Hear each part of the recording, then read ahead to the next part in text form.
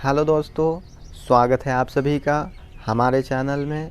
मैं मोहम्मद इंतखाब और आज मैं बात करने वाला हूँ कि बुक्स पढ़ने के बेनिफिट्स क्या होते हैं या फ़ायदे क्या होते हैं। तो इसको डिटेल में जानने के लिए जुड़े रहें हमारे साथ। तो देखिए, बुक्स पढ़ने के बहुत सारे बेनिफिट्स होते हैं, लेकिन उसमें से मैं आज आपको 5 बेनिफिट्स बताऊंगा।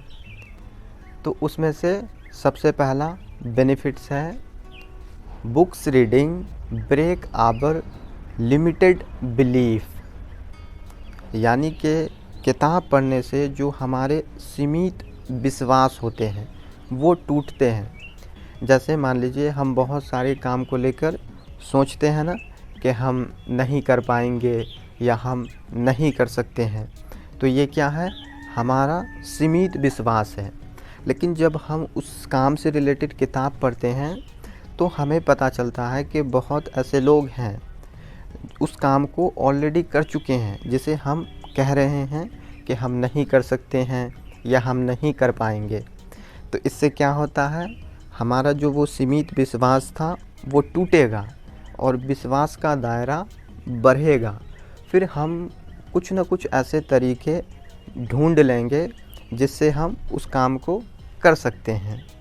तो ये एक बेनिफिट है किताब पढ़ने के। उसके बाद दूसरा बेनिफिट है books reading give us new way of thinking to see problem. यानी किताब पढ़ने से हमें सोचने के नई तरीके के बारे में पता चलता है, जिससे हम प्रॉब्लम को अलग तरीके से देख सकते हैं। तो देखिए, मैं यहाँ पर आपको सोचने का एक तरीका बताता हूँ कि दुख के टाइम में किस तरह से सोचना है। देखिए, जब भी हम दुखी होते हैं किसी भी कारण से, तो जब हम दुखी होते हैं तो ये प्रॉब्लम नहीं है। लेकिन जब हम दुखी होते हैं और ये सोचते हैं कि मुझे दुखी नहीं होना चाहिए, ये प्रॉब्लम है। देखिए, जब भी इंसानों के साथ कुछ अच्छा होता है तो इंसानों के अंदर जो है खुशी के इमोशंस एक्टिवेट होते हैं। ठीक उसी तरह से अगर इंसानों के साथ कुछ बुरा होता है या कुछ गलत होता है तो इंसानों के अंदर जो है दुख या सैडनेस के इमोशंस एक्टिवेट होते हैं और ये नेचुरल है। तो हम इसमें मिलावट क्यों करना चाहते हैं? ये सुख दुख ये सब हमारे इमोशंस हैं, और कोई भी इमोशंस, चाहे वो हैप्पीनेस के इमोशंस हो, सैडनेस के इमोशंस हो, एंगर के इमोशंस हो, परमानेंट नहीं होता है। जैसे सिचुएशन बदलती है, इमोशंस भी बदलते रहते हैं। तो जब भी आप किसी भी वजह से दुखी होते हैं तो आपको ये बिल्कुल नहीं सोचना है कि आपको दुखी नहीं होना चाहिए, बल्कि आप उस दुख को फील कीजिए। ये देखिए कि दुख के समय में आपके ब्रेन में किस किस तरह के थॉट्स आते हैं और आपको कैसा महसूस होता है। उसके बाद तीसरा बेनिफिट है books reading improve our focus and concentration. यानी कि किताब पढ़ने से हमारे जो फोकस करने की एबिलिटी है, यानी अपने माइंड को एक जगह फोकस करने की, वो बढ़ती है, बेहतर होती है। क्योंकि जब हम किताब पढ़ते हैं तो हम ये सोचकर पढ़ते हैं कि इसमें हमें कुछ नया सीखने को मिलेगा, जिसके वजह से हम अपना पूरा ध्यान किताब पे पढ़ने में फ़ोकस करते हैं और हमारा जो ध्यान है इधर उधर नहीं भटकता है और हमारे जो फोकस करने की एबिलिटी है वो बढ़ती है। किसी भी काम को अच्छे से करने के लिए हमारे माइंड का फोकस उस काम पे होना बहुत ज़रूरी है, जो कि बुक रीडिंग के थ्रू हम अपने फोकस करने की एबिलिटी को बढ़ा सकते हैं। उसके बाद चौथा बेनिफिट्स है book readings improve our mental power. यानी कि किताब पढ़ने से हमारे माइंड की शक्ति बढ़ती है।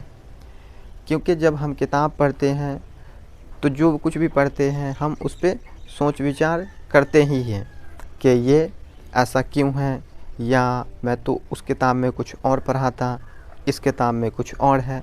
तो हम अपने माइंड का यहाँ पर यूज़ करते हैं।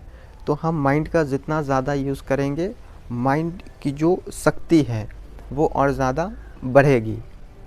फॉर एग्ज़ाम्पल कि हम एक्सरसाइज करते हैं तो इससे क्या होता है, हमारा बॉडी स्ट्रॉन्ग होता है। ठीक उसी तरह से ये जो रीडिंग है माइंड के लिए एक तरह का एक्सरसाइज है। तो जब हम रीडिंग करते हैं तो इससे हमारे माइंड की जो शक्ति है वो और बढ़ती है। उसके बाद पांचवा बेनिफिट है, बुक्स रीडिंग हेल्प अस इन लर्न वोकैबुलरी। यानी कि किताब पढ़ने से हमें मदद मिलता है नए शब्द सीखने के लिए। तो जब हम किताब पढ़ते हैं तो उसमें बहुत सारे ऐसे शब्द या वर्ड्स होते हैं जिसका मीनिंग हमें पता नहीं होता है।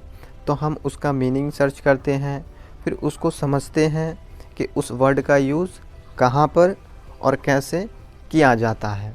तो इसकी वजह से हमें नए नए शब्द सीखने को मिलते हैं। एक राइटर का कहना था कि हम जितना ज़्यादा शब्द सीखते हैं और जानते हैं कि उस शब्द का यूज़ कहाँ पर और कैसे किया जाता है, तो हमारी समझदारी भी उसी के हिसाब से बढ़ता है। फॉर एग्ज़ाम्पल कि एक बच्चा ज़्यादा समझदार नहीं होता है। तो वो क्यों नहीं होता है? क्योंकि उसके दिमाग में शब्दों की कमी होती है। बच्चा धीरे धीरे नए शब्द सुनता है, फिर उसको सीखता है, समझता है कि उस शब्द का यूज़ कहाँ पर और कैसे किया जाता है, और वो बच्चा फिर धीरे धीरे समझदार होता है। तो मैं अब ये चेक करना चाहता हूँ कि आप लोग कितने शब्द या वर्ड जानते हैं। देखिए, बिजनेस का एक वर्ड है मार्केटिंग। तो अगर आप लोग इस वर्ड का मीनिंग या डेफिनेशन जानते हैं तो आप कमेंट करके बता सकते हैं। तो दोस्तों, आज के लिए बस इतना ही। तो दोस्तों, अगर आप इसी तरह से कुछ नया सीखने में इंटरेस्टेड हैं तो आप हमारे चैनल को सब्सक्राइब कर लें और साथ में बेल आइकन को भी प्रेस कर दें, ताकि जब भी मैं वीडियो अपलोड करूँगा उसका नोटिफिकेशन आपको सबसे पहले मिलेगा। तो इसी के साथ मिलते हैं अगले वीडियो में। Thank you so much for watching this video.